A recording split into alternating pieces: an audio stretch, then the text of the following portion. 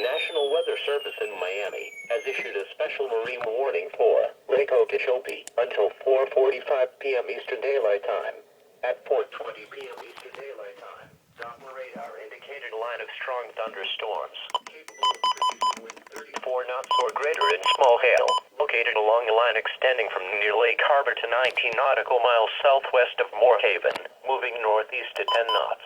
As thunderstorms move over the water, boaters can expect gusty winds and high waves. Move to safe harbor or stay close to shore until these storms pass.